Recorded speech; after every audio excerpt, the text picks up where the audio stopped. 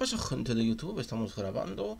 Si no queréis llegar tarde a estas cosas, me podéis seguir en mis redes sociales. Las tenéis ahí, bla bla bla, ¿vale? Vamos a seguir con la mágico aventura novelesca de Tolstoy, de Guerra y Paz, ¿vale? Recordad, como siempre, tenéis una lista de reproducción en mi canal de YouTube donde se encuentran los demás capítulos, ¿no? Me parece que llevamos ya 32 directos, y nos quedan pues 200 paginitas por ahí de leer de un libro de 1200, así que vamos, que nos matamos luego, ¿vale? Bueno, estábamos en la sexta parte, ¿vale? Porque la novela está dividida por partes y nos quedamos en el capítulo 8, así que lo que vamos a hacer es seguir. Hace un poco de calor, también os lo digo, Tras 4 días de soledad, aburrimiento y conciencia de su insignificancia y de estar en manos de otros, lo que era especialmente perceptible después de la esfera de poder en que se encontraba poco tiempo atrás, una carroza fue a buscar a Balashov y él, entre tropas francesas que ocupaban todo el terreno, fue conducido a Vilno, al mismo puesto del que había partido 4 días antes. Y a esa misma casa, la mejor de Vilno, en la que había recibido las últimas órdenes del emperador Alejandro.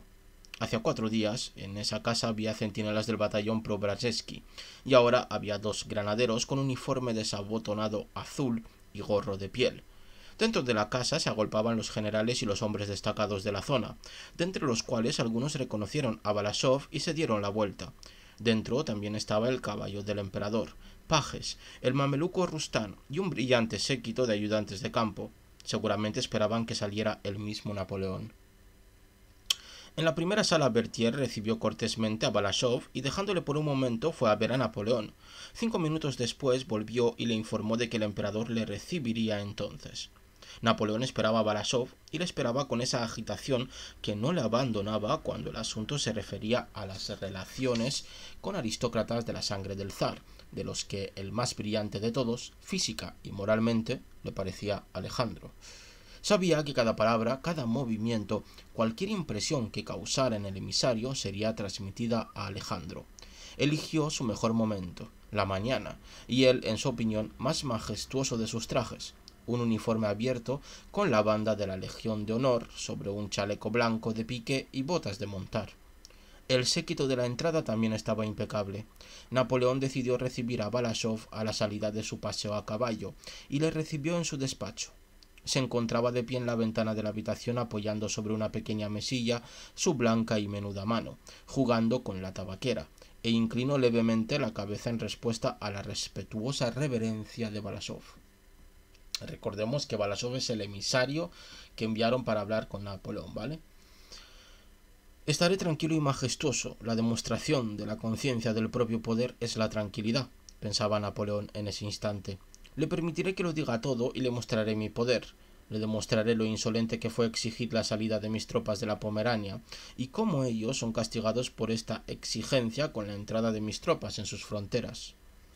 El recuerdo de la exigencia de despejar la Pomerania, en el primer momento cuando fue recibida, ofendió especialmente a Napoleón por la confluencia de diversas causas, porque la había recibido en un momento en el que estaba de mal humor, y porque una hora antes le había dicho a Berthier que Rusia proponía condiciones para la paz, y por lo tanto ese recuerdo comenzó a elevar la sensación de ofensa en su ánimo.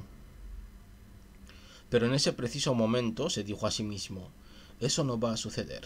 Ahora, ocupando este mismo Vilno desde el que fue enviado este general ayudante de campo, debo demostrar mi fuerza únicamente con la tranquilidad. Bueno, me está viendo, no se turbe, venga aquí, tranquilícese y diga lo que tenga que decir, decía su mirada. Su Majestad, el emperador mi señor, comenzó Balashov, algo turbado, pero con la elegancia y la fluidez que le caracterizaban. Transmitió a Napoleón todo lo que le habían ordenado. Transmitió que el emperador Alejandro estaba asombrado de la entrada de las tropas francesas dentro de las fronteras rusas, que él no estaba comenzando la guerra y que no la deseaba, que el príncipe Kurakin había solicitado sus pasaportes sin el conocimiento del emperador Alejandro, que con Inglaterra aún no había ninguna relación y que el emperador Alejandro deseaba la paz, pero que no era posible alcanzarla de otro modo que con la condición de que las tropas de su majestad se retiraran al otro lado del Niemen. Él dijo que las tropas francesas se retiraran al otro lado del Niemen, pero no dijo esa frase que evidentemente tanto gustaba al emperador Alejandro, que había escrito en la carta ordenando que indispensablemente se introdujera en la orden para las tropas y que había mandado que Balashov dijera a Napoleón.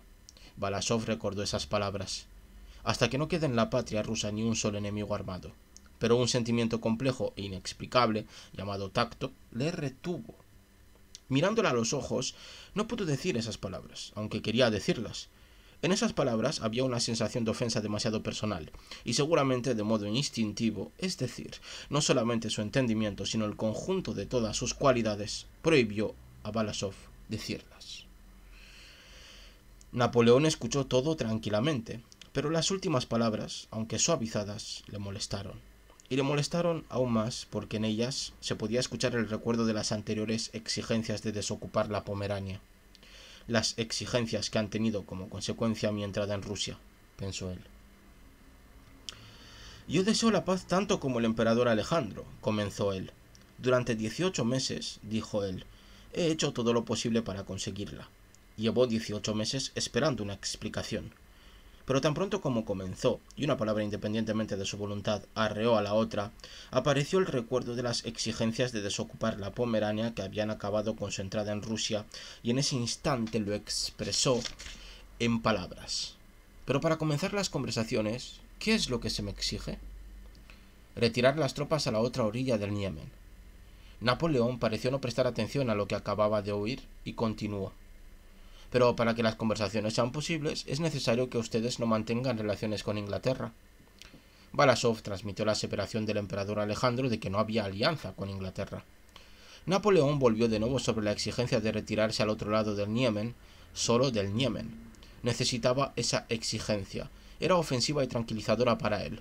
En lugar de la exigencia de 4 meses atrás de abandonar la Pomerania, ahora solo le exigirían retroceder a la otra orilla del Niemen, y por lo tanto la alianza y la hermandad con Inglaterra continuaban. Sí, ahora lo entiendo, pensaba Napoleón, y quiso decir que tras la actual exigencia de retirarse al otro lado del Niemen, pronto solo le exigirían que saliera de Moscú. Pero no diré nada más. No diré nada de más, no permitiré que se desvanezca en él, en Alejandro a través de Balashov, esta sensación de tranquila conciencia de mi poder. Pero ya había comenzado a hablar, y cuanto más hablaba, menos se paraba en el modo de controlar su discurso.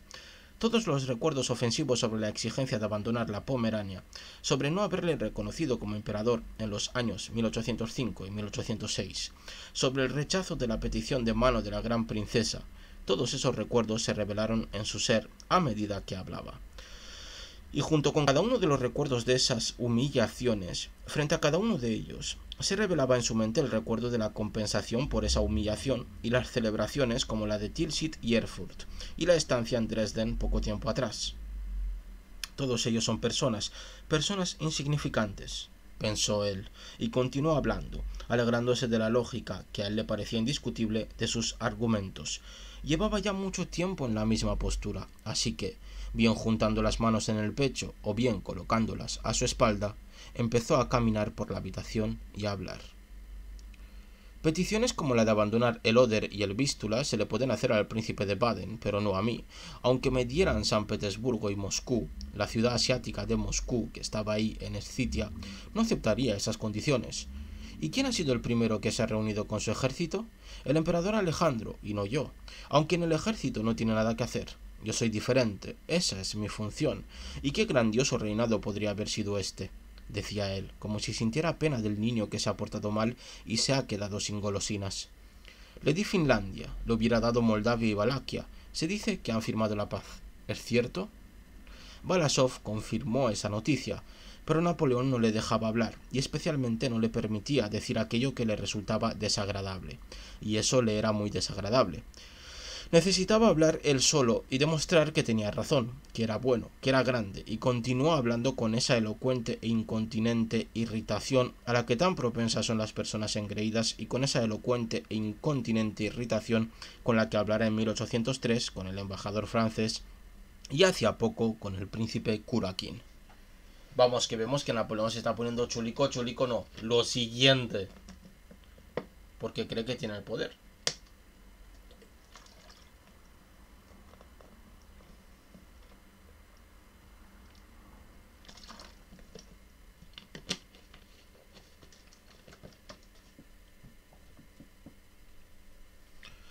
Sí, continuó él.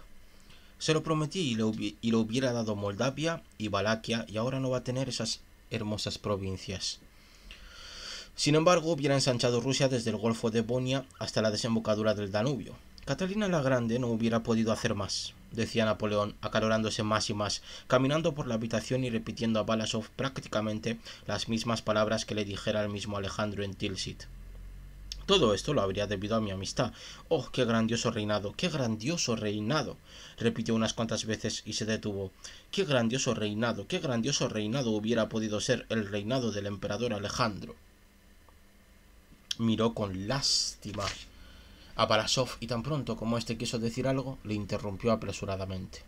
En esos instantes le resultaba incomprensible hasta la furia que Alejandro pudiera salirse del brillante, a su entender, programa que le había trazado. ¿Qué puede desear y buscar que no haya hallado en mi amistad? Pero no, él encuentra mejor rodearse de otra gente. ¿De quién? Continuó Napoleón interrumpiendo a Balashov. Ha llamado a Stein, Armflend, Witzengerod, Bennigsen. Stein expulsado de su patria, repitió Napoleón con cólera y aparecieron manchas en su pálido rostro. El recuerdo de Stein le ofendía profundamente porque comenzó equivocándose con él. Le consideraba una persona insignificante y le recomendó al rey de Prusia. Coja a Stein, es un hombre inteligente, y después, al enterarse del odio de Stein a Francia, firmó un decreto en Madrid para confiscar todas sus posesiones y exigiendo su extradición. Lo más ofensivo para Napoleón, relacionado con el nombre de Stein, era el recuerdo de cuando ordenó apresar a su hermana inocente y enviarla a París para ser juzgada. Eso Napoleón ya no lo podía perdonar, y continuó cada vez más irritado e incapaz de controlar lo que decía. Napoleón la va a liar, ya verás. Armfeld es un libertino y un intrigante. Wizergerod es un prófugo expulsado de Francia. Bennigsen es algo más militar que los demás, pero sigue siendo un inepto que no supo hacer nada en el año 1807 y que debería provocar terribles recuerdos en el emperador Alejandro. Suponiendo que fueran hombres capaces, se podría servir de ellos. Continuó Napoleón sin alcanzar apenas a poner en palabras las ideas que le iban surgiendo, demostrándose lo acertado que estaba. Pero ni siquiera lo son, no valen ni para la guerra ni para la paz. Dicen que Barclay es el más sensato de todos, pero yo no lo diría a juzgar por sus primeros movimientos. ¿Y ellos qué hacen? ¿Qué hacen? Dijo Napoleón, irritándose aún más ante el pensamiento de que el emperador Alejandro toleraba la cercanía de aquellos que Napoleón apreciaba tan poco, toleraba a esas personas que él despreciaba más que nada en el mundo, y que hubiera colgado inmediatamente si hubieran caído en sus manos. Full propone, Armfeld discute, Bennigsen considera y Barclay, llamado a actuar, no sabe qué decidir y el tiempo pasa sin hacer nada. El único que es un militar es Bagration. Es estúpido, pero tiene experiencia, buen ojo y decisión. ¿Y qué papel juega su joven emperador en esa miserable muchedumbre? Le comprometen y le cargan con la responsabilidad de todo lo que sucede. Calló un instante y continuó con una expresión de grandeza. Un emperador debe ponerse al frente de su ejército solo cuando sea un jefe militar, dijo él, arrojando esas palabras en forma de generoso consejo como un reto al rostro del emperador. Napoleón sabía lo mucho que deseaba el emperador Alejandro ser un jefe militar. Ya hace una semana que ha comenzado la campaña y no han sabido defender Vilno. Están divididos en dos y les hemos expulsado de las provincias polacas. Su ejército protesta. Al contrario, Majestad, dijo Balashov, al que casi no le daba tiempo a recordar qué era lo que decían, siguiendo con dificultad esa explosión de palabras. Las tropas arden en deseos. Lo sé todo, le interrumpió Napoleón. Lo sé todo y sé el número de sus batallones con la misma certeza que el de los míos. No tienen ni 200.000 soldados y yo tengo 3 veces más. Le doy mi palabra de honor, dijo Napoleón, olvidando que esa palabra no tenía ningún sentido y para él era un absurdo. Le doy mi palabra de honor de que tengo 530.000 soldados a este lado del Vístula. Sus turcos no ayudarán, no valen para nada, y lo han demostrado firmando la paz con ustedes. El destino de los suecos es ser gobernados por reyes dementes. Su rey estaba loco, lo cambiaron y pusieron a otro que ahora se ha vuelto loco. Napoleón se rió de su broma, porque solo un loco puede aliarse con Rusia.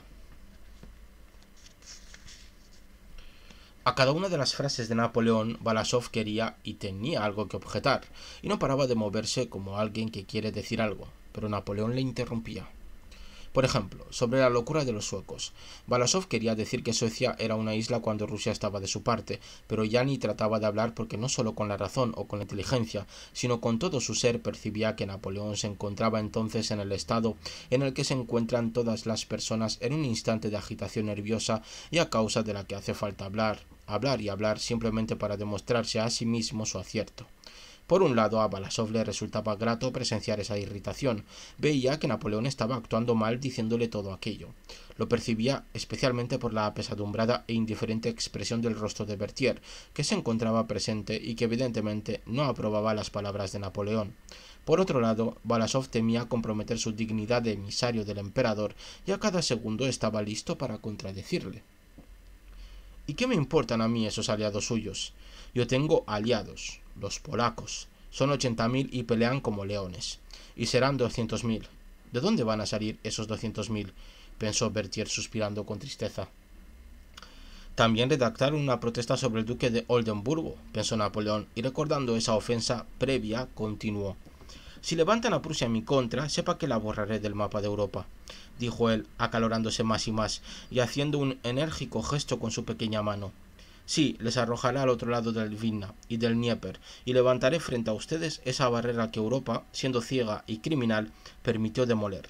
Sí, esto es lo que les sucederá y eso es lo que habrán ganado alejándose de mí, concluyó Napoleón, que había comenzado a hablar con Balasov, con la firme intención de conocer la opinión del emperador Alejandro sobre la guerra y con la intención de acordar una verdadera paz. Un traguito de agua y seguimos.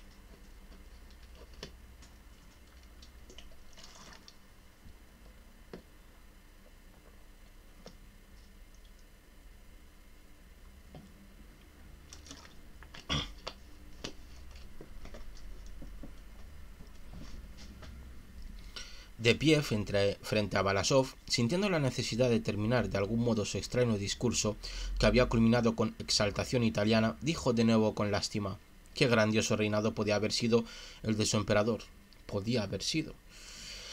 Ante los argumentos de Balasov, que trataba de demostrar que por parte de Rusia el asunto no tenía unos tintes tan sombríos como los que presentaba Napoleón, y afirmaba que de la guerra los generales y los aliados esperaban lo mejor, Napoleón movía la cabeza con condescendencia, como si dijera: «Sé que su obligación es hablar así, pero usted mismo no cree lo que está diciendo». «Aseguro en mi nombre al emperador Alejandro», dijo él, interrumpiéndole, evidentemente sin escuchar lo que decía Balasov, «que le sigo siendo fiel. Conozco su alto valor y sus altas cualidades». «¿Qué diablo le habrá traído aquí?», dijo él con lástima de que Alejandro hubiera echado a perder su carrera de ese modo, y era evidente que pensaba eso solo por él mismo. Dios mío, qué grandioso reinado podía haber sido el de su emperador. No le entretengo más, general. Recibirá mi carta para el emperador. Y Napoleón, calzando sus botas de montar, se marchó con paso decidido, precedido de sus pajes, para ir a dar su paseo. Balasov supuso que Napoleón se había despedido, pero a las 4 le invitaron a la mesa del emperador. En esa comida, a la que asistieron Bessieres, Calancourt y Berthier, Balasov estuvo más en guardia tratando de encontrar a cada pregunta de Napoleón esa puya diplomática, esa finura del pañuelo de Markov, que rechazara respetuosamente el tono altivo de Napoleón. Y encontró 2 de esas pullas diplomáticas.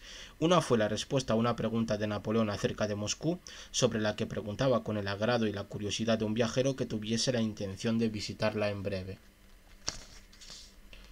«¿Cuántos habitantes tiene? ¿Cuántas casas? ¿Cómo son esas casas? ¿Cuántas iglesias hay?», preguntaba Napoleón, y ante la respuesta de que había más de 200 iglesias, dijo que la gran cantidad de monasterios e iglesias que había advertido en Polonia es señal de atraso del pueblo. Balasov, respetuosa y alegremente, hallando lugar para su puya diplomática, se permitió no estar de acuerdo con la opinión del emperador francés, advirtiendo que había países donde la civilización no puede aniquilar el espíritu religioso del pueblo.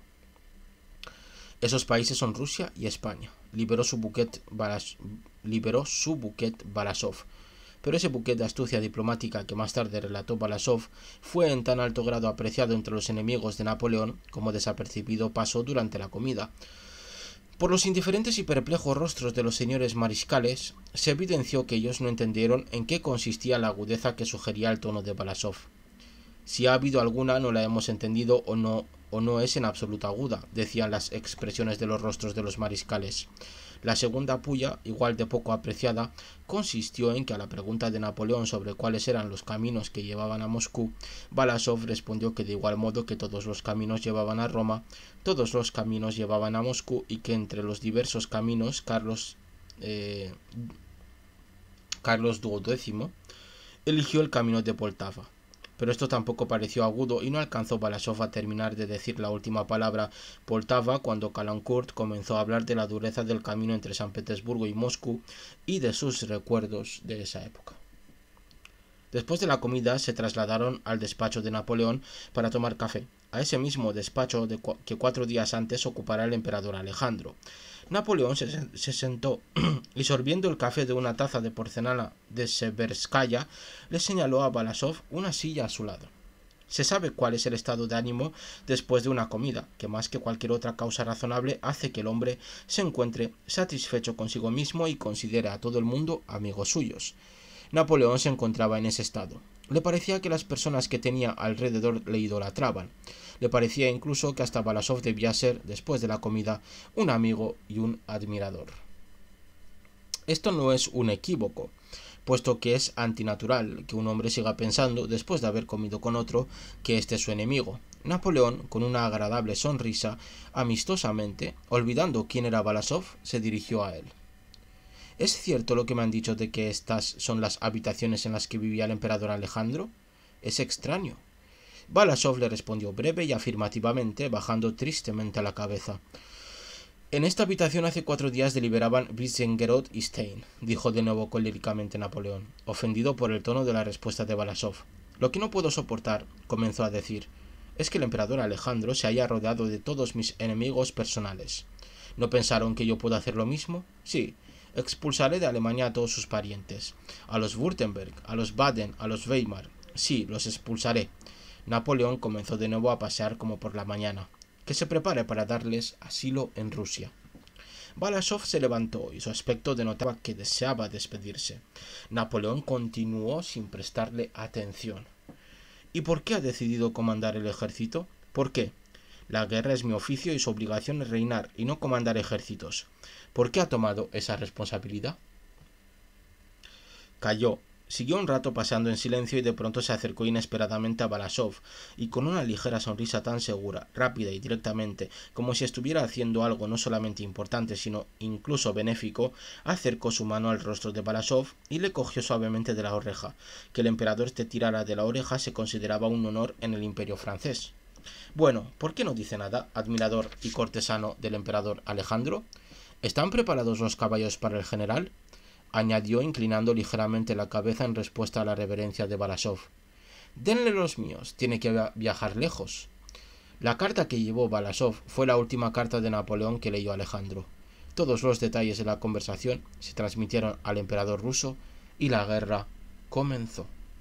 Madre mía. Vaya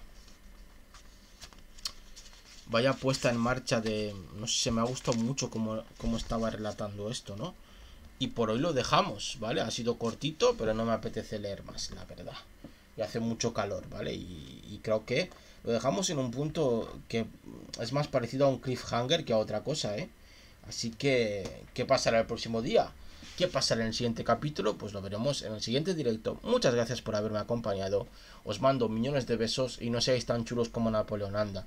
Nos vemos en siguientes directos. Chao, chao.